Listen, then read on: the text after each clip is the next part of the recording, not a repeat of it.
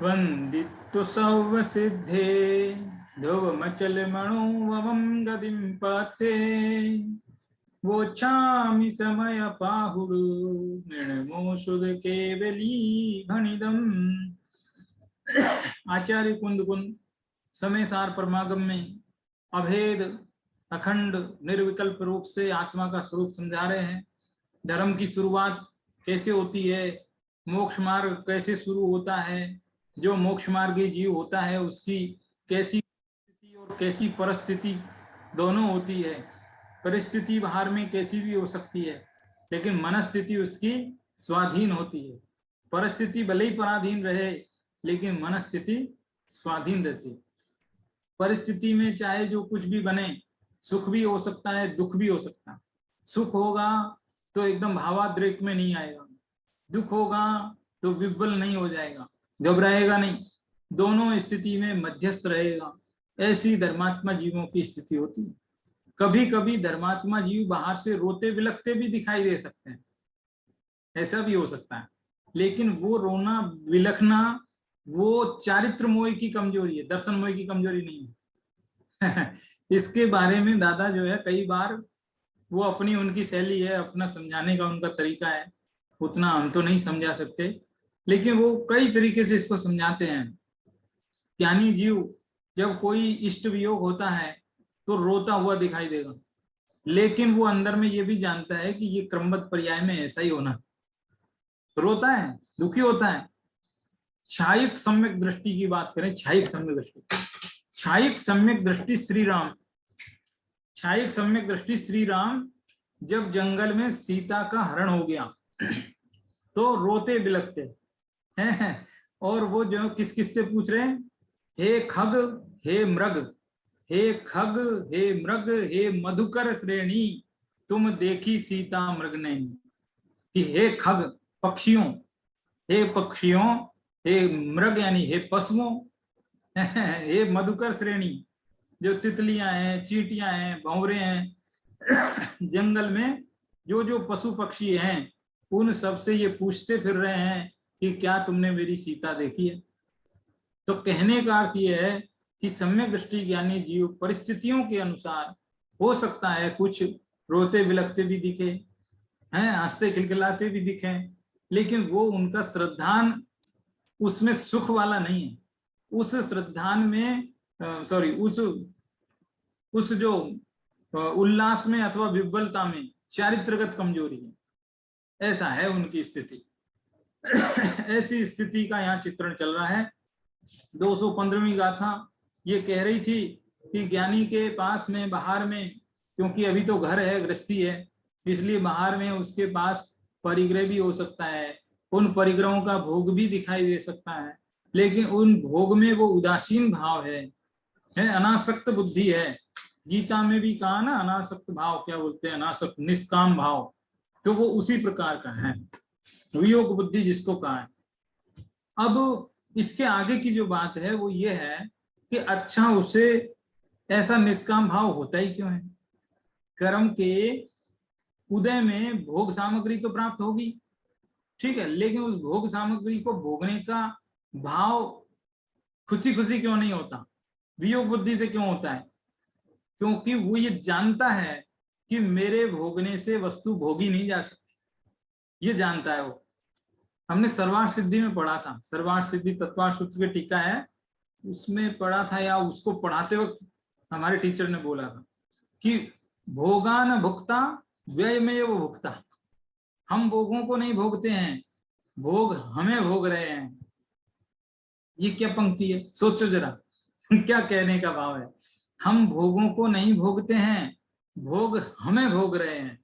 ये क्या मतलब कि जैसे जैसे हम भोगों को भोगते हैं ना, वैसे वैसे हम नुकसान में हैं, हमारी आयु पूरी हो रही है, हमारी इंद्रियां क्षीण हो रही है, तो भोगों ने हमको भोग लिया उल्टे। अब जैसे देखो, एग्जाम्पल समझो, ये पंक्ति शास्त्रीय भाषा में इसलिए कठिन लगती है, एग्जाम्पल से सरल करते हैं। मोबाइल का उपयोग, मतलब मोबाइल का यूज आप करते हो कि आपको मोबाइल यूज कर रहा है? आज के जमाने में हम इतने ज्यादा परवश हो गए मोबाइल के, सच में मतलब चाहते हुए भी नहीं छोड़ पाते हैं। मजबूर हैं, तो बताओ हम भोगों को भोग रहे हैं या भोग हमें भोग रहे हैं? हमें वो आदी बना दिया, अभ्यस्त बना दिया, हम मजबूर हो गए, उनके बिना जीने की आदत छूट गई अब है। बच्चे जो है पहले के हाथों पर कैलकुलेट कर लेते थे कोई भी चीज, और अभी कैलकुलेटर चाहिए गणना के लिए। तो कहने का अर्थ ये जितने भी भोग हैं, वस्तुएं हैं, ये सब पराधीनता की निशानी है। वाहन किसे चाहिए? जो पैदल गमन नहीं कर सकता लंबी दूरी तक, उससे वाहन चाहिए। कंबल किसे चाहिए? जो कम बल वाला है जिसके अंदर इतनी शक्ति नहीं कि वो जो है शीत को सहन कर सके, इसलिए कंबल चाहिए है। भोजन किसे चाहिए? कि जो भूख नहीं सह सके। तो कहने का अर्थ यही है कि ये भोग जितने भी हैं ये बहुत ही अपूर्ण हैं, इसलिए वो ज्ञानी इन भोगों को खुशी खुशी नहीं भोगता है। ये चीज है। ये बात 216वीं गाथा में आने वाली। ठीक है, सबसे पहले हम 216वीं नंबर की गाथा ही पढ़ते हैं। देखो क्या कहते हैं। जो वेद वेदिजदि समये समये विनस्ते उभयम तम जान गोदुनानी उभयम पिण कंखदी कयावी। जो वेददी, जो वेदिजदि, जो वेददी यानी कि जो वेदन करता है, वेददी यानी वेदन करता है, वेदिजदि यानी जो वेदन करने में आता है, यानी जिसका वेदन किया जाता है।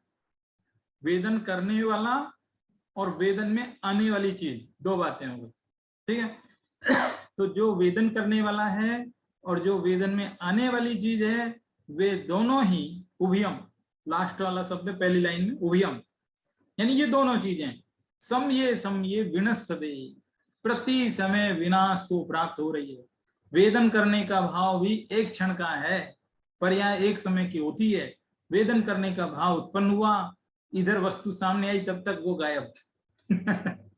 वेदन करने वाला गायब है, ऐसा हो जाता है। तो कहते हैं कि वेदन करने वाला भाव और वेदन में आने वाले भाव, दोनों ही भाव है एक प्रकार से। या थोड़ा सरल करते हुए उसको वस्तु भी कह दिया है, वस्तु भी है। वैसे तो वस्तुओं का तो क्या वेदन करता है ये है, वस्तुओं का थोड़ी वेदन होता है। वस्तुओं के प्रति जो अपने राग द्वेष के परिणाम, उनका वेदन होता है। तो वे वाले राग द्वेष के परिणाम भी क्षण भर के हैं, एक समय की पर्याय मात्र है। लगता है कि 1 घंटे तक हम दुखी हैं, 1 घंटे तक हम शोक में डूबे हैं, 1 घंटे तक नहीं, प्रति समय नई नई पर्याय उत्पन्न हो रही शोक की। पहले समय का जो शोक था वो दूसरे समय के शोक नहीं है, तीसरे समय का शोक है वो तीसरे समय का नहीं, चौथे का नहीं। तो इस प्रकार वो लगता तो ये है कि 1 घंटे से हम दुखी हैं, 1 घंटे से नहीं, 1 घंटे में तो असंख्यात बार दुखी हो गए। तो इसलिए दुखी होने वाला परिणाम, सुखी होने वाला परिणाम, ये दोनों ही परिणाम प्रति समय उत्पन्न होते हैं, प्रति समय नष्ट होते हैं। तो इसलिए मैचिंग नहीं बैठती है भोगने वाले की, भोक्ता की और भोगने वाली वस्तु, भोग्य की, भोग्य और भोक्ता, इन दोनों की मैचिंग एकदम नहीं बैठती है। इसलिए भोगने का मजा नहीं है इस संसार में, इस बात को ज्ञानी जानता है, इसलिए वो वियोग बुद्धि से भोगता है। ये बात चल रही है। तम जान गोदु नानी, और वह नानी मतलब ज्ञानी तो जान को मतलब ज्ञाता रहता है, उन दोनों भावों का सिर्फ ज्ञाता रहता है। उसको पता है ये भोगने की इच्छा हुई है, ये भोगने का भाव हुआ है, इन दोनों बातों को वो सिर्फ जान लेता है। उभयम पिण कंखदी, उन उभयम यानी उन दोनों को, न माने नहीं, कंखदी यानी चाहता, कया भी यानी कभी भी उन दोनों भावों को चाहता नहीं है, मात्र जानता है। ये बात है, ये मूल गाथा के शब्द हो गए। मूल गाथा के शब्दों में शायद आपको कोई कठिनाई नहीं है अभी है। वेद्य वेदक भाव दोनों नष्ट होते प्रति समय, ज्ञानी रहे ज्ञायक सदा ना उभय की कांक्षा करे। वेद्य वेदक भाव दोनों नष्ट होते प्रति समय, प्रति समय नष्ट होते रहते हैं। ज्ञानी सिर्फ उनका ज्ञायक रहता है, उन दोनों की आकांक्षा, महत्वाकांक्षा, इच्छा नहीं करता। ये बात है बताए। पिछली गाथा में कहा था वियोग बुद्धि से भोगता है, इस गाथा में उसका लॉजिक प्रस्तुत कर दिया, लॉजिक दे दिया क्यों वियोग बुद्धि से भोगता है, खुशी खुशी क्यों नहीं भोगता। अरे जब है, जब तो खुशी खुशी भोगो ना, क्या दिक्कत है। ऐसा तो कह रहे कि वो वियोग बुद्धि से इसलिए भोग रहा है कि उसको हकीकत मालूम चल गई। हकीकत ये मालूम चल गई कि अरे मेरे भोगने से काम नहीं चलता, ये भोग ही मुझे भोग रहे हैं। ये भोग ही मुझे भोग रहे हैं, ये बात है। देखो इस गाथा में वेद्य वेदक भाव ये शब्द नया आया है। पहले गेय ज्ञाक भाव आया था, भावी भावक भाव आया था, है ना, याद हो तो। भाव विभावक संकर दोष, है ना, ऐसे ये गेय ज्ञायक संकर दोष। अब ये जो है आया है वेद्य वेदक भाव। ऐसे बहुत सारे शब्द नए नए। क्या होता है वेद्य वेदक भाव? वेद्य माने भोग्य, वेदक माने भोक्ता, ऐसा। तो भोग्य है ना, वैसे जीव के परिणाम ही भोग्य हैं, जीव के परिणाम ही वेदक हैं। दोनों ही बातें उसी पर है, लेकिन वस्तु पर भी लागू होती है दोनों बातें। देखो क्या है इसका भावार्थ, यहाँ पढ़ते हैं।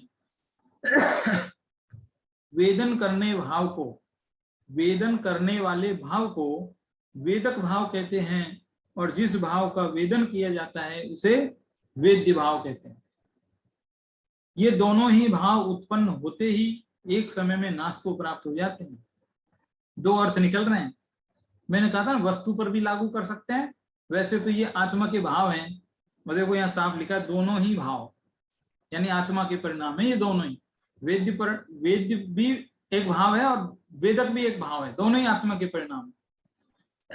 लेकिन परिणाम कौन से? विभाव परिणाम है, स्वभाव परिणाम नहीं है। क्योंकि स्वभाव परिणाम में मैचिंग बैठती है, विभाव परिणाम मैचिंग नहीं बैठती, है ना। देखो ये दोनों ही भाव उत्पन्न होते ही एक समय में नाश को प्राप्त हो जाते हैं, इस कारण इनका मेल बैठना संभव नहीं। क्योंकि मेल क्यों नहीं बैठता वो समझा रहे हैं। क्योंकि जब जीव किसी पदार्थ को भोगने का भाव करता है तब वह पदार्थ उपलब्ध नहीं होता, और जब पदार्थ उपलब्ध होता है तो वो भोगने का भाव ही समाप्त हो जाता है। ऐसा होता है कि नहीं होता?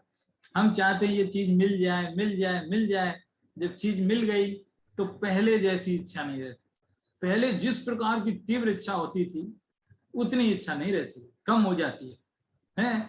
और कभी कभी मान लो पदार्थ सामने है तो इच्छा नहीं है, इच्छा है तो पदार्थ सामने नहीं है। ऐसा होता है। इस प्रकार विनाशशील होने से वेद्य वेदक भाव का मेल नहीं बैठता। यही कारण है कि ज्ञानी इन दोनों भावों की ही कामना नहीं करता। चाय पीने की इच्छा होती है, हालांकि चाय बन जाती 5 मिनट में, लेकिन फिर भी यहाँ कह रहे हैं कि हर पर्याय जो है प्रति समय की है। आपको लगेगा कि जो पहले इच्छा थी 5 मिनट पहले चाय पीने की इच्छा हुई और 5 मिनट बाद चाय बनकर आई, तो हमें लगता है कि अरे क्या फर्क पड़ गया, इच्छा तो अभी भी है, कौन सी इच्छा 5 मिनट में मिट गई है। लेकिन आचार्य देव कह रहे हैं कि 5 मिनट पहले वाली इच्छा है ना, वो नहीं है, ये दूसरी वाली इच्छा आई है। थोड़ी सी बात विचित्र है। मतलब 5 मिनट पहले जो वाली इच्छा थी ना, वो वाली इच्छा, और अभी 5 मिनट बाद वाली इच्छा, दोनों ही इच्छा चाय पीने वाली थी, लेकिन वे दोनों इच्छा डिफरेंट है। पहले वाली दूसरी थी, अब वाली दूसरी है। हमको वो चीज पकड़ में नहीं आती है, वो केवल ज्ञान गम सूक्ष्म है, एक समय की है ना, इसलिए हम तो असंख्यात समय के पहले कोई चीज पकड़ ही नहीं पाते हैं। ये सूक्ष्म बात है। इसलिए वस्तु और उस वस्तु को भोगने का परिणाम, ये दोनों एक साथ बिल्कुल सुमेल बैठ जाए, ऐसा इस जगत में जो है बहुत पॉसिबल नहीं है देखा जाए तो। इसलिए ज्ञानी इस बात को जानता है कि मेरे जब इच्छा होगी तब पदार्थ नहीं मिलेगा, जब पदार्थ मिलेगा तो वो वाली इच्छा रहेगी नहीं, इसलिए जगत के विषय भोगों को मैं कैसे खुशी खुशी भोगूं, ऐसा वो जानता है। एक कहावत है कि दाख पके जब काग के होए कंठ में रोग, दाख पके जब काग के होए कंठ में रोग। कि जैसे कौवा होता है, द्राक्षा फल होता है, द्राक्षा अंगूर से बनता है शायद, अंगूर की बेल में, जैसा भी पता नहीं कैसा, तो वो द्राक्षा फल है, वो द्राक्षा फल की बेल में वो फल लगा हुआ है। कौवा उसको देखता है और कौवा सोचता है अभी तो ये खट्टा है, छोटा है, अभी पकने दो, मीठा होने दो, तब खाऊंगा। तो इंतजार में रहता है, बहुत इंतजार करता है। जब ऋतु आती है, फल पकता है, फल मीठा होता है, तब वो उसको खाने की सोचता है तो उसके कंठ में ऐसा रोग हो जाता है कि जिसके कारण वो खा ही नहीं पाता। बताओ, ऐसी स्थिति होती है।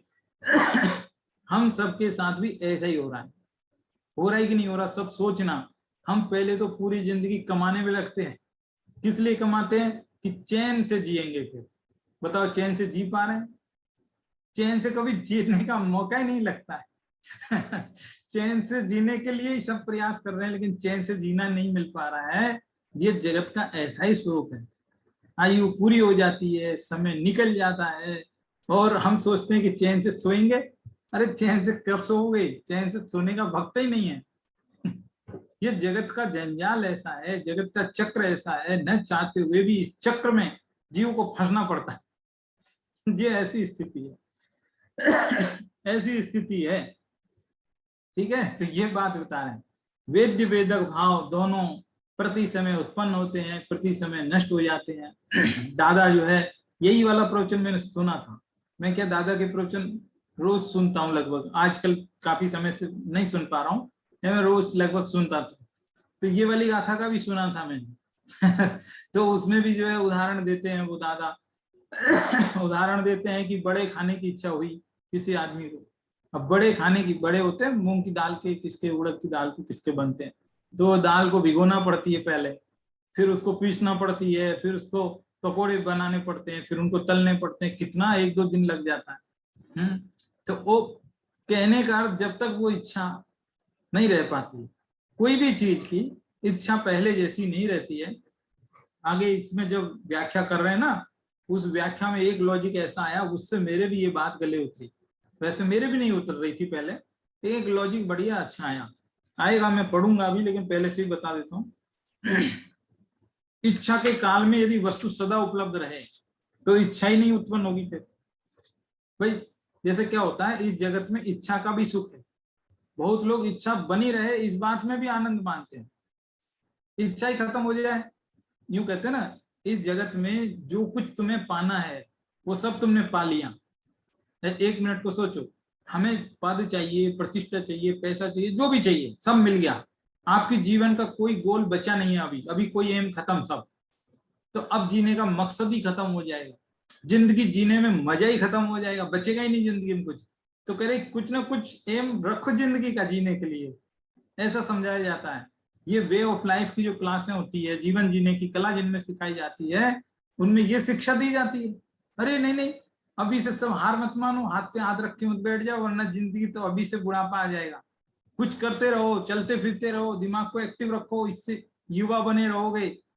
तो कह रहे हैं कि जब वो वस्तु सामने रहेगी, सारे गोल आपके पूरे हो गए, अब आपकी इच्छा ही खत्म हो जाएगी, क्या इच्छा बचेगी?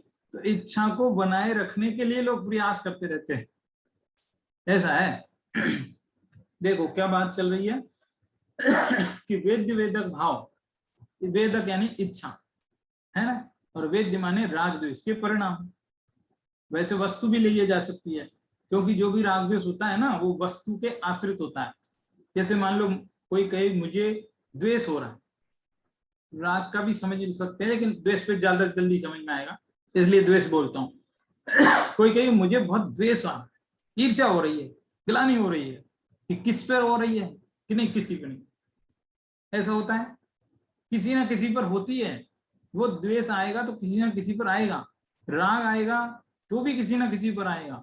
इसलिए उपचार से हम वस्तु शब्द का भी यहाँ प्रयोग कर सकते हैं। वस्तु बोलो या राग द्वेष बोलो, कुछ ज्यादा फर्क नहीं, ज्यादा बुराई नहीं है।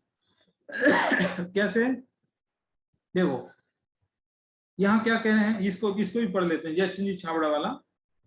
वैसे तो बात वही है जो मैं अभी अभी बताई है, ना भी पढ़ोगे तो भी चलता है। यहाँ प्रश्न होता है कि आत्मा तो नित्य है। ये प्रश्न अच्छा है। आत्मा तो नित्य है, इसलिए वह दोनों भावों का वेदन करता है, कर सकता है, तब फिर ज्ञानी व्यांछा क्यों नहीं करे? अभी अभी लॉजिक दिया था कि जो इच्छा होगी तो भोगने की वस्तु नहीं होगी, और जो वस्तु होगी तो इच्छा नहीं होगी। ठीक है, तो शिष्य ने प्रश्न उठाया। क्या प्रश्न उठाया? कि नहीं नहीं, आत्मा तो सदा काल रहने वाली है, फिर क्या दिक्कत है? वो वस्तु आएगी जब आ जाएगी, भोगेगी ना आत्मा। वो तो सदा काल है कि आत्मा सदा काल है, वो भोगने की इच्छा सदा काल नहीं। देखो उत्तर, वेद्य वेदक भाव विभाव भाव है, स्वभाव भाव नहीं। यदि स्वभाव भाव होते तब तो कोई प्रॉब्लम ही नहीं है, तब बराबर सही बैठता है ना। स्वभाव भाव नहीं, इसलिए वे विनाशी है। स्वभाव कभी नष्ट नहीं होता, जो चला जावे वो स्वभाव नहीं होता, और जो स्वभाव होता है वो कभी चला नहीं जाता। चले कौन जाते हैं? विभाव चले जाते हैं। विभाव सदा नहीं रहते हैं, वे विभाव हैं। भोगने की इच्छा विभाव है। कोई भी चीज की इच्छा, बचपन में खिलौने से खेलने की इच्छा थी, अब है नहीं है। छोटा बच्चा रोता है कि पापा टॉफी दिलाओ, चॉकलेट दिलाओ, खिलौने दिलाओ, और पापा कहे कि नहीं दिलाएंगे अभी, तो बच्चा कहता है बड़ा होऊंगा ना, जब मैं बड़ा होऊंगा, मैं पैसे कमाऊंगा, मैं खूब खिलौने खरीद लूंगा, खूब चॉकलेट खरीद लूंगा। खरीदता है क्या? क्योंकि वो इच्छा ही नहीं बचती है। तो ये इच्छा क्षणिक है, कहने का मतलब सदा काल रहने वाली नहीं है। अतः वांछा करने वाला वेद्य भाव जब तक आता है, वेद्य भाव जब आता है तब तक वेदक भाव, भोगने वाला भाव नष्ट हो जाता है, और दूसरा वेदक भाव आ गई। दो इच्छा हो गई ना, चाय पीने की दो इच्छा हुई थी, एक 5 मिनट पहले वाली, 5 मिनट बाद वाली। ठीक है, तो आप कहोगे जो बाद वाली इच्छा है ना वो भोग लेगी, क्या दिक्कत है? ऐसा ऐसा लॉजिक। दूसरा वाला प्रश्न हो गया, थोड़ा सूक्ष्म है। फिर से पढ़ देता हूँ। वेदक, फिर से शुरू से ही पढ़ता हूँ।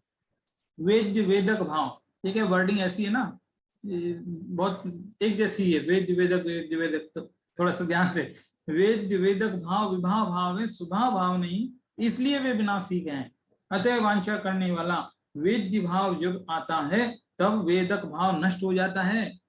वेदक भाव यानी भोगने का भाव, भोगने की इच्छा चली जाती है, और दूसरा वेदक भाव आए, 5 मिनट बाद वाली इच्छा जाग जाए, ठीक है, आए, तब तक वेद्य भाव नष्ट हो जाता है। जैसी चाय थी, वो एक क्षण वर्ती पर्याय उसकी बदल गई। पर्याय उसकी बदल गई। ये चीज अपने सूक्ष्म ज्ञान में पकड़ में नहीं आएगी। ये अपने सूक्ष्म ज्ञान में पकड़ में नहीं आएगी, ये केवल ज्ञान गम्य बातें हैं बहुत, क्योंकि क्षणवर्ती पर्याय की बात चल रही है। दो पर्याय होती है ना, एक अर्थ पर्याय, एक व्यंजन पर्याय। हम सब व्यंजन पर्याय को जान सकते हैं, अर्थ पर्याय को नहीं जान पाते हैं। ये अर्थ पर्याय की बात है। अच्छा देखो, कुल मिला के नहीं समझ में आया तो जाने दो, लेकिन इतना तो समझ में आ रहा है कि जो क्षणवर्ती जो पर्याय का जो मैचिंग है वो बाह्य जगत की वस्तुओं के साथ में नहीं बैठता है, लेकिन आत्मा के ज्ञान स्वभाव को समझना है, उसका अनुभव करना है, तो उसके साथ बैठ जाता है। ये समझाना चाह रहे हैं आचार्य। देखो ये चीज समझ में आ जाए तो बहुत अच्छी बात, नहीं भी आए तो इतना समझो कि यहाँ ये बात चल रही है कि यदि कोई स्वभाव भाव को फीलिंग करना चाहे, उसका अनुभव करना चाहे, तो उसमें, क्योंकि स्वभाव सदा काल, आत्मा भी सदा काल, तो उसमें तो मैचिंग बैठ जाएगी, ठीक है। लेकिन जगत के पदार्थों को भोगने की जो इच्छा है, उस इच्छा में और पदार्थों में मैचिंग बैठना मुश्किल है, ये बात समझा रहा है। अब इससे एक निष्कर्ष ये भी निकलता है कि जब उनमें मैचिंग नहीं बैठती है तभी हमको ऐसा लगता है सुख जैसा, सुख तो नहीं, सुख जैसा लगता है। तो जहां मैचिंग बैठती होगी वहां कितना सुख होगा, इससे ये चीज का अंदाजा लगाइए। यानी आत्मा के स्वभाव भाव में कितना आनंद आता होगा, क्योंकि वहां सीधी डायरेक्ट मैचिंग बैठ रही है। जैसे ही इच्छा, आत्मा को क्या बोलते हैं, अनुभव करने की इच्छा हुई, इच्छा नहीं, इच्छा शब्द का प्रयोग भी कमजोर लग रहा है मेरे को। कौन सा शब्द लगे इसके लिए, कोई और बढ़िया शब्द हो तो वो यूज करना चाहिए। आत्मा भोगने की, आत्मा को जानने की है भाव हुआ, और आत्मा को का स्वभाव भाव का भान हो गया उसी वक्त तत्काल, तो जो आनंद अंदर में आएगा, उस आनंद के सामने जगत के विषयों के सुख एकदम फीके पड़ जाते हैं। ये चीज समझाई जा रही, और ज्ञानी इस बात को जान गया है, क्योंकि उसने दोनों सुख टेस्ट करके रखे। जगत का सुख तो टेस्ट किया ही अनादिकाल से, वो आत्मा का जो मैचिंग वाला सुख है वो उसको पता चल गया, और उस सुख के सामने ये जो विषय वेद्य वेदक भाव वाला जो सुख है, इसमें फिर उसकी वियोग बुद्धि शुरू हो गई। समझ में आया? वियोग बुद्धि शुरू हो गई। जब तक दूध का स्वाद नहीं मालूम था, तब तक जो है आटे का जो घोल था, सफेद सफेद पानी, उसी में चीनी मिला के पिला दी जाए तो उसी को दूध समझ के पीते आ रहे थे बरसों से। लेकिन जिस दिन असली दूध पी लिया, तब उस वाले जो आटे का पानी में वियोग बुद्धि शुरू हो जाएगी, हो जाएगी ना वियोग बुद्धि, करे ठीक है ठीक है। ऐसे ही भले ही हमने वो आत्मिक सुख आज जाना नहीं है इसलिए ऐसा लगता है, लेकिन जिस ज्ञानी को ये बात पता चल गई उसे ये वियोग बुद्धि शुरू हो जाती है। ये वियोग बुद्धि शुरू होने का लॉजिक चल रहा है 216वीं गाथा में ये लॉजिक है। देखो अभी इसमें ये कह रहे हैं, बिना पढ़े के ही बताता हूँ, किताब की भाषा थोड़ी सी कठिन पड़ जाती है कभी कभी, वैसे पढ़ भी देना चाहिए, मैं सारांश बताता हूँ, सरल करके बोलता हूँ। क्या कह रहे हैं कि एक इच्छा हुई, अभी वेद वेदक सब थोड़े से कंफ्यूजन करते हैं, एक जैसे शब्द हैं और उनमें थोड़ा समझने को मुश्किल पड़ता है, इसलिए मैं थोड़ा इजी करता हूँ। वेदक माने इच्छा, ठीक है, और वेदक वेद्य माने वस्तु, ऐसा समझ लेते हैं, वस्तु समझ लेते हैं या राग द्वेष समझ लेते हैं। तो राग द्वेष को भोगने की इच्छा, ठीक है, ये दो बातें हैं। इन दो बातों में एक तो हुई, सबसे पहले इच्छा हुई, फिर भोगने का भाव यानी वो राग द्वेष उत्पन्न हुआ जिसको भोगना था, ठीक है। जैसे मान लो हम किसी मित्र से मिलते हैं, प्रेम भरी बातों करते हैं तो हमें अच्छा लगता है, तो वो जो राग ही तो है वो, चाहे तो मित्र कह लो चाहे राग कह लो, एक ही बात है। तो उस राग को भोगने की इच्छा हुई, फिर वो मित्र से मिले, ठीक है, फिर जब मित्र से मिले तब तक वो इच्छा खत्म, ठीक। अब वो दूसरी इच्छा उत्पन्न हुई है, ठीक है, वो दूसरी इच्छा जब उत्पन्न हुई उसके पहले पहले ये मित्र से मिलने का जो राग है वो फीका पड़ गया। समझ में आया? क्या होता है, एक, फिर से बोलता हूं, एक इच्छा उत्पन्न हुई, फिर वस्तु आई, जब वस्तु आई तब तक इच्छा खत्म। आपको कोई बात नहीं, अगली इच्छा 5 मिनट बाद जो दूसरी आ रही है ना, जैसे लोकल ट्रेन एक छूट गई तो कोई बात नहीं, दूसरी आ जाएगी 5 मिनट बाद, तो ऐसे 5 मिनट बाद दूसरी इच्छा उत्पन्न होगी, तो वो दूसरी इच्छा भोग लेगी ना उसको, क्या दिक्कत है? अभी अभी समझ में आया दूसरा लॉजिक शिक्षक की तरफ से? फिर से समझा दू, मान लो कि भाई ट्रेन छूट गई, तो 5 मिनट बाद दूसरी ट्रेन आएगी, उसमें चढ़ जाएंगे, तो कह रहे कि जब वस्तु आई उसके पहले पहले इच्छा खत्म हो गई, ठीक है, तो अब जो दूसरी इच्छा उत्पन्न होगी तब भोग लेगी उस वस्तु को, दिक्कत क्या है? तो कह रहे कि नहीं, जब वो दूसरी इच्छा उत्पन्न होगी तब तक ये वस्तु पहले जैसी नहीं रहेगी, तब तक इसकी पर्याय बदल चुकी होगी। कि अच्छा, तो कोई बात नहीं, जो 5 मिनट बाद जो इच्छा उत्पन्न हुई है ना, तो वो अगली जो वस्तु होगी यानी वस्तु की अगली पर्याय होगी उसको भोग लेगी। समझ में आया? तो फिर कहेंगे कि नहीं नहीं, तब तक वो इच्छा भी चेंज हो जाएगी, तो कोई बात नहीं, उस वस्तु की जो अगली पर्याय आएगी उसको भोग लेंगे। तो ऐसे कब तक चलोगे? ऐसे चलने का नाम है अनवस्था दोष आना। ये अनवस्था दोष आ जाएगा। मैं जो समझाना चाहा वो समझा पाया कि नहीं? पहले इच्छा हुई, फिर वस्तु हुई, फिर जब वो वस्तु आई तब तक वो पहले जैसे इच्छा नहीं रही, तो दूसरी इच्छा उत्पन्न हो गई। कि दूसरी इच्छा उत्पन्न हुई तो वो तब तक वो वस्तु की पर्याय बदल गई, कि कोई बात नहीं, फिर दूसरी इच्छा उत्पन्न होगी, कि नहीं तब तक दूसरी पर्याय बदल गई। तो ऐसे चलते चलते ये ऐसा दोष आता है जिसको बोलते हैं अनवस्था दोष, क्योंकि उसकी कोई एंडिंग नहीं है जिसकी कोई एंडिंग नहीं है उसको बोलते हैं अनवस्था दोष। तो इसका मतलब जगत में सार है नहीं, जगत की वस्तुओं में सुख है नहीं। ये कैसी विचित्र बात है, थोड़ी सी कठिन हो सकती है, दार्शनिक बात है ना लेकिन ऐसी विचित्र बात है ना। अब देखो अगले पेज पर 244 पेज हिंदी में एक पैराग्राफ छोड़ के उसके नीचे के पैराग्राफ से पढ़ता हूं। देखो यहां यह कहते हैं कि जब अमुक वस्तु को भोगने की इच्छा है तब वो वस्तु उपलब्ध नहीं है, और जब वस्तु उपलब्ध हुई तो भोगने की इच्छा नहीं है यदि इच्छा के काल में, ये वाला सेंटेंस थोड़ा मुझे ज्यादा पसंद आया, फिर से बोलता हूं, यदि इच्छा के काल में वस्तु सदा उपलब्ध रहे तो इच्छा होगी ही क्यों? वस्तु सामने ही है हर वक्त, इच्छा क्यों उत्पन्न होगी? तात्पर्य यह है कि वेदन के काल में इच्छा नहीं रहती और इच्छा के काल में वेदन नहीं हो पाता इच्छा है तो वेदन नहीं होगा, और वेदन है तो इच्छा नहीं होगी, दोनों में से एक काम होते हैं। इसलिए बाह्य वस्तुओं का भोग हम भोग ही नहीं पाते हैं, हमको लगता है कि हम इनको भोग रहे हैं, लेकिन वास्तव में एक्चुअली वो भोग होता ही नहीं। ऐसी विचित्र बात, ऐसी विचित्र बात है। इस तरह जो वेद्य वेदक भाव हैं, उन विभा भावों का उत्पन्न व विनाश स्वभाव होने से वे क्षणिक है। सूक्ष्म बात है, थोड़ी कठिन है, शब्द भी थोड़े से दार्शनिक है, किताब की भाषा है ना, लेकिन ये बात समझने योग्य है, एक बार जरूर समझना चाहिए, क्योंकि ऐसी बातें मिलती कहाँ है, जो रेयर है बात, इसलिए। तो देखो, अभी प्रश्न उठाया, क्या यहां तक की बात समझ में आई कि जब वस्तुओं को हम भोग नहीं पाते, भोगने की इच्छा होती है तो वस्तु नहीं, वस्तु है तो इच्छा नहीं। तो प्रश्न उठाया, तो क्या ज्ञानी के भोग भोगते हुए भी भोगने की इच्छा नहीं होती? ये प्रश्न है। हालांकि इनके डायरेक्ट इनडायरेक्ट पहले उत्तर आए हैं, लेकिन प्रश्न है, उस प्रश्न का क्या उत्तर है कि अरे भाई, कहने का अभिप्राय और नए विवक्षा समझना चाहिए। यहाँ जो यह कहा है कि ज्ञानी के भोगने की इच्छा नहीं है, उसका अभिप्राय मात्र इतना है कि उसकी भोगों की रुचि नहीं रही, उसका भोगों का रस फीका पड़ गया, वह राग को रोग के समान जानता है, और रोग को जैसे मिटाते हैं ऐसे मिटाना भी चाहता है, लेकिन मिटेगा जब भी मिटेगा। कौन चाहता मैं बीमार हूं, और बीमार हो भी गए तो वो तुरंत उसको ठीक होना भी चाहता है, लेकिन बुखार 3 दिन तो रहेगा, क्या करें। तो 3 दिन मजबूरी में बीमार भी रहना पड़ेगा।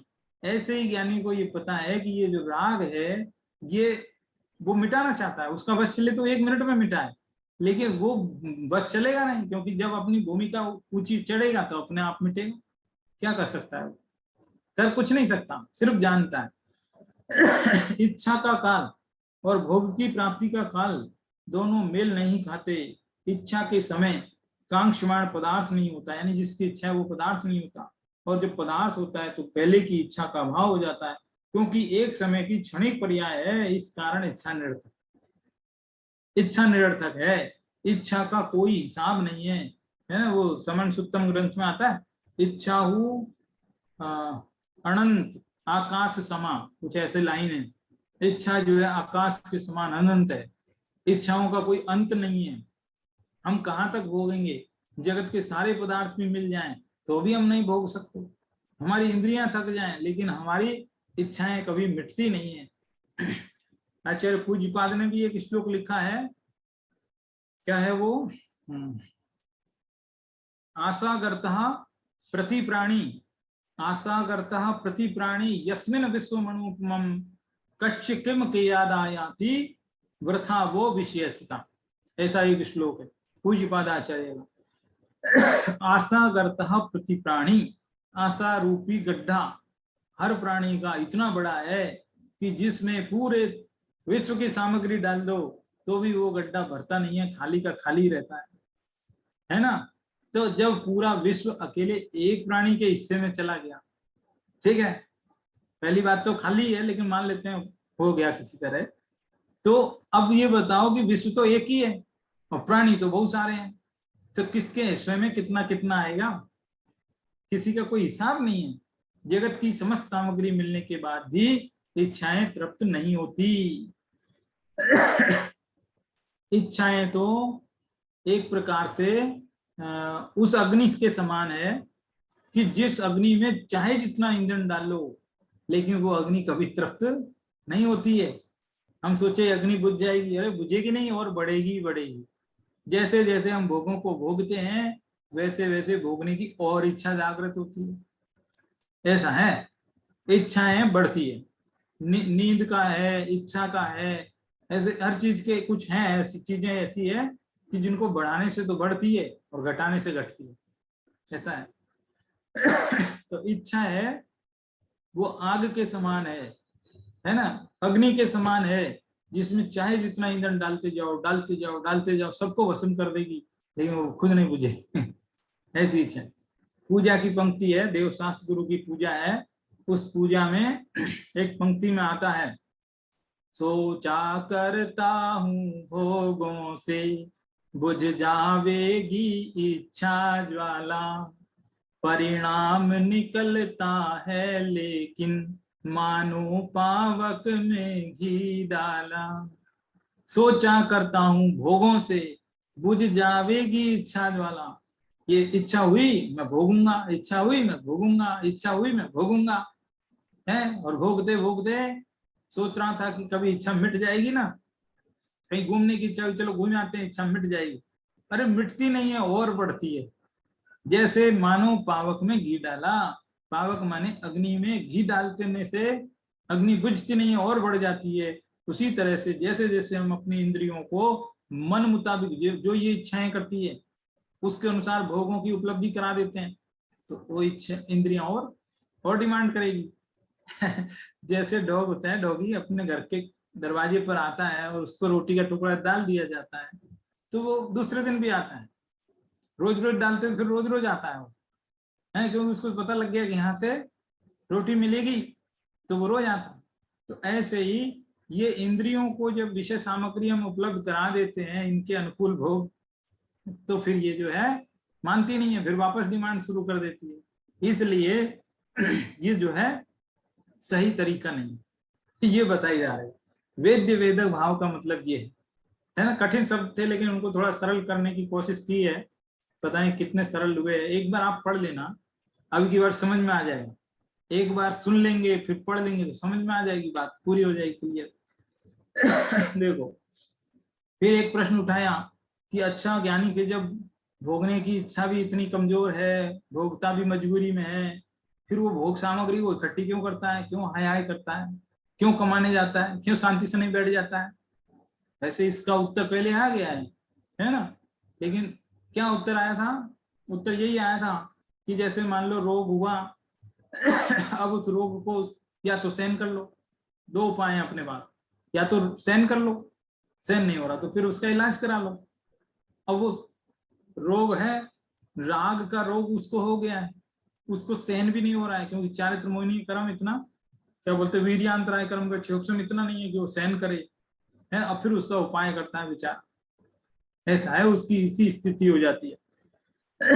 ये समय सार में जिस ज्ञानी का वर्णन चल रहा है ना, वो मोस्टली चौथे पांचवें गुण स्थान वाला है। ये बहुत ऊंचे वाले ज्ञानी की बात नहीं है, ये छोटे वाले ज्ञानी की बात है। ऐसी बात है ना। ये हमको समझाने की दृष्टि से। वैसे तो इस बात को ऊंचे वाले ज्ञानी पर भी लागू करोगे तो कोई दिक्कत नहीं आएगी, क्योंकि सिद्धांत तो यूनिवर्सल है, कोई दिक्कत नहीं है। लेकिन हमें ये बात समझ में आ जाए, इस बात के लिए छोटे वाले ज्ञानी का एग्जाम्पल लिया, सारी बात को छोटे वाले ज्ञानी पे अप्लाई किया, क्योंकि बड़े वाले पे अप्लाई करेंगे ना तो वो जो डिफरेंस है ना वो अपन को पकड़ में नहीं आएगा। वो डिफरेंस पकड़ में आए इसके लिए छोटा वाला ज्ञानी लिया, क्योंकि ये दिखाना चाहते, देखो ज्ञानी तो दोनों ही है, छोटा वाला भी बड़ा वाला भी, लेकिन और दोनों के अंतरंग में तो वैराग है, तो डिफरेंस पकड़ में आए कैसे? तो वो देखा ना कि देखो छोटे वाले के सामने बाहर में ये परिस्थिति है ना, फिर भी देखो वो ज्ञानी, और बड़े वाले के साथ तो अंदर बाहर दोनों एक जैसा है, तो अपन को कुछ समझ में नहीं आएगा। देखो अब ये बात समझ में आ गई, राग और राग, रोग और रोग का इलाज। इलाज भी अच्छा नहीं है, इलाज अच्छा थोड़ी, चल रोग तो अच्छा नहीं है लेकिन इलाज अच्छा है। इलाज काय का अच्छा है? रोग ही नहीं हो तो हमको इलाज की जरूरत नहीं पड़ेगी, हम मेडिसिन की दुकान पर क्यों जाएंगे जब हम बीमारी नहीं तो मेडिसिन भी उसके लिए ठीक है जिसको रोग है। हम तो ऐसे, पहले के लोग कहते हैं अरे ऐसा सोचो कि कभी मेडिसिन की दुकान पे या डॉक्टर के पास जाना ही ना पड़े। जाना ही ना पड़े, वो ज्यादा ठीक है। देखो ज्ञानी को तो अपने स्वानुभव का ही वेद्य वेदक भाव है, ज्ञानी के आनंद की अनुभूति का वेद्य वेदक भाव है, पर का वेद्य वेदक भाव नहीं है। वेद्य वेदक भाव लेकिन कौन सा? अपने आत्मा, अपने स्वभाव का वेद्य वेदक कर सकता है, पर वस्तु का वेद्य वेदक वो नहीं कर सकता। देखो तो सही, तीन ज्ञान के धारी क्षायिक सम्यक दृष्टि तीर्थंकर अपनी गृहस्थ अवस्था में चक्रवर्ती हो, 96,000 स्त्रियों के पति हो, तो भी उन्हें भोगने की इच्छा नहीं है। गजब की बात है, भोगने का राग तो है परंतु उस राग के प्रति राग नहीं है। राग तो है लेकिन राग के प्रति राग नहीं है, राग के प्रति अनुराग नहीं है। अर्थात वे उस राग के स्वामी नहीं बनते, क्योंकि उनकी भावना तो निरंतर स्वभाव सन्मुखता की ही रहती है, और अज्ञानी तो निरंतर इच्छाएं ही करता रहता है। अज्ञानी निरंतर इच्छाएं करता है, वो इच्छाएं नहीं करते हैं, इच्छा होती है, वो उसके ज्ञाता है उभयमपि क्या है तम जान गो दुनानी उभयम पिन कंखडी कया भी, दोनों को ही वो चाहते नहीं है, ना वेद भाव को चाहते हैं ना वेद भाव को चाहते हैं, बल्कि दोनों के सिर्फ ज्ञाता बने रहते हैं। ये बात है। उक्त संपूर्ण कथन का तात्पर्य यह है कि इसमें वो बताएंगे कर्म का कौन सा रोल है इसमें। यहाँ जो ये कहा जा रहा है कि ज्ञानी की इच्छा नहीं है, राग नहीं है, भोगों की आकांक्षा नहीं है, इस कारण भोग भोगते हुए भी बंद नहीं होता है, उसका आशय दर्शन मोह संबंधी इच्छा से है, तत्संबंधी राग से है, राग के प्रति होने वाले राग से है, राग के प्रति होने वाले एकत्व ममत्व से है, राग के प्रति उपाधेय बुद्धि से है, राग में सुख बुद्धि से है। कितने शब्दों से एक ही बात को कहा, राग में सुख बुद्धि, राग में उपाधेय बुद्धि, राग में एकत्व बुद्धि, ममत्व बुद्धि है, ये सब चीजें उसके नहीं। राग है लेकिन राग में एकत्व ममत्व नहीं, ये चीज है। राग होना बुराई नहीं है, लेकिन राग में राग होना वो बुराई है। अकेले राग होने से ना के बराबर बंद है, इतना कमजोर बंद है कि जिसे गिना ही नहीं जा सके, लेकिन राग के प्रति उपादेय बुद्धि रहेगी तो बहुत बड़ा बंद है। देखो पाप हो जाए, हिंसा हो जाए, पैर तले कोई जीव आके मर जाए तो वो हिंसा न के बराबर है, लेकिन कोई समझे कि अरे कुछ नहीं होता तो बहुत बड़ा बंद है। आलू खाने से जैसे क्या दो तरीके के लोग हैं, एक आदमी तो ऐसा है अज्ञानी है जिसने कभी ये सुना भी नहीं कि आलू में जीव होते हैं, वो भी आलू खा रहा है। एक आदमी ने ये सुना है कि आलू में जीव होते हैं, वो भी खा रहा है। बताओ पाप किसको ज्यादा लगेगा? जो जानते हुए खाता है उसको पाप है। तो ऐसे ही राग उत्पन्न होता है, वो इतना बड़ा दोष नहीं है, लेकिन राग को भला मानना वो बड़ा दोष है, क्योंकि वो मिथ्यात्व का दोष है। देखो अंतर बताता हूं दोनों में। राग उत्पन्न हुआ ये चारित्र संबंधी दोष है, ये छोटा दोष है, और राग के प्रति राग होना वो दर्शन मोह संबंधी है, वो बड़ा दोष है, वो मिथ्यात्व का दोष है। वो अनंत संसार का कारण। चारित्र मोह तो एक बार हट जाएगा, छूट जाएगा, लेकिन मिथ्यात्व है वो लंबे समय चलेगा, संसार में घुमा देगा। ये चीज यहाँ चल रही, ठीक है। इस प्रकार बंध के बारे में समझना चाहिए, ये ठीक है चारित्र मोह संबंधी। अब इसके बाद एक कलश आएगा, वो कलश भी पढ़ देते हैं। क्या कलश है, देखो यहाँ शेयर कर देता हूँ, इसको हिंदी वाला ही पढ़ देते हैं। जिन्हें चाहे हरे उनका भोग हो सकता नहीं, क्योंकि पल पल प्रलय पावे वेद वेदक भाव सब, बस इसलिए सबके प्रति अति ही विरक्त रहे सदा, चाहे न कुछ भी जगत में निज तात्व विद विद्वान जन। हम जिनको चाहे उनका भोग हो ही नहीं सकता, क्योंकि उनमें वेद वेदक भाव परस्पर सुमेल बैठता ही नहीं। बात वही है। ये कलश तो इसलिए है कि अभी अभी जो गाथा में पढ़ा है उसका ये समरी है, एक प्रकार से उसका उपसंहार है। प्रलय पावे वेद वेदक भाव क्षणवर्ती है, होते हैं, नष्ट हो जाते हैं, बस इसलिए सबके प्रति अति ही विरक्त रहे सदा। कौन? ज्ञानी जन, तत्वविद जन, जो तत्व को विद माने जानते हैं, जो तत्व ज्ञानी लोग हैं वे उनके प्रति विरक्त रहते हैं, वे जगत में कुछ भी नहीं चाहते हैं, कर्मोदय वाले भोगों की इच्छा नहीं रखते हैं, ये भी नहीं सोचते कि चलो मैं जो धर्म करता हूँ इसके बदले कोई मुझे अच्छा फल मिलेगा, ऐसी भी इच्छा नहीं रखते। इसी का जो है बनारसी दास जी का जो अनुवाद है वो भी देख लेते हैं।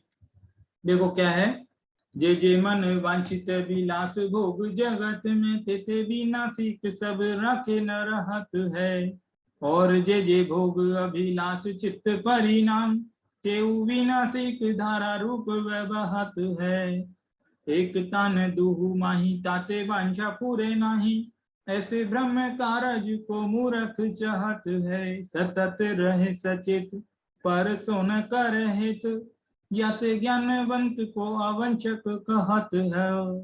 जे जे मन वांछित, जो जो मन की इच्छाएं हैं, विलास भोग हैं जगत में, वे सब विनाशिक हैं, हमारे बनाए रखने से वो बने नहीं रहते हैं, बिगड़ जाते हैं आखिरकार, थोड़े समय रहेंगे।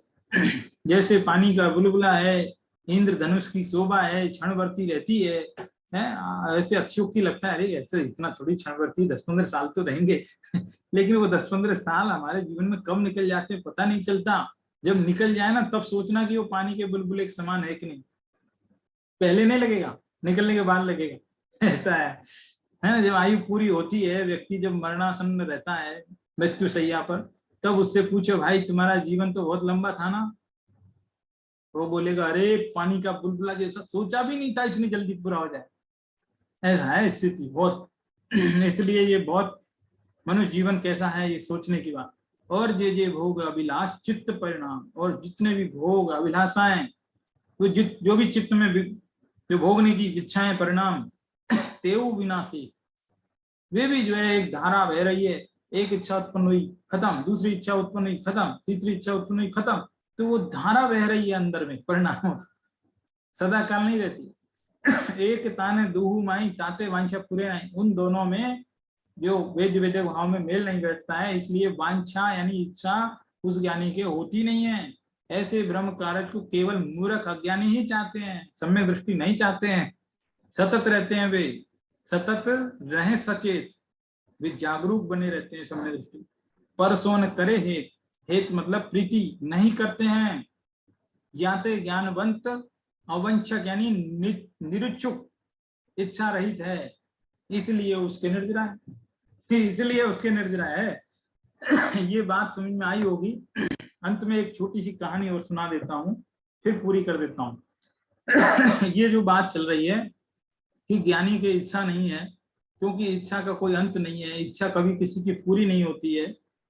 एक बार क्या था, एक सेठ जी थे, वो सेठ जी के बहुत गोदाम में बहुत माल रखा था, बहुत बहुत संपन्नता थी, कई खेत खलियान, बाग बागान, कई सारे धंधे, कई प्रकार का काफी कारोबार। एक उनका मुनीम जी था, उस मुनीम जी से पूछा कि देखो मुनीम जी, मेरे पास इतनी सामग्री है, 7 पीढ़ी बैठ के खाएं, कोई चिंता नहीं, लेकिन रात को मुझे नींद नहीं आती।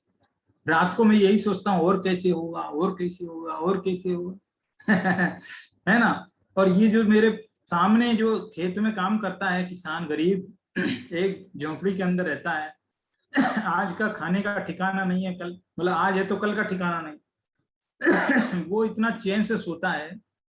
कभी कभी मेरे को, क्योंकि उसकी तो टूटी फूटी सी वो है, खेत में ही सो जाता है, सब दिखता है मुझे, तो मैं देखता हूँ बहुत चैन की नींद में सोता है, हर वक्त गाने गाता है, हर वक्त खुश रहता है। और मेरे चेहरे पे हमेशा उदासी। वो उसको देखो, वो कितना खुश है। मेरे पास सब कुछ है तो भी दुखी हूँ, उसके पास कुछ नहीं है तो भी खुश है। ये क्या चक्कर। तो मुनीम जी ने कहा इसका बहुत छोटा सा उपाय है, आप एक काम करो, 99 रुपए ले लो।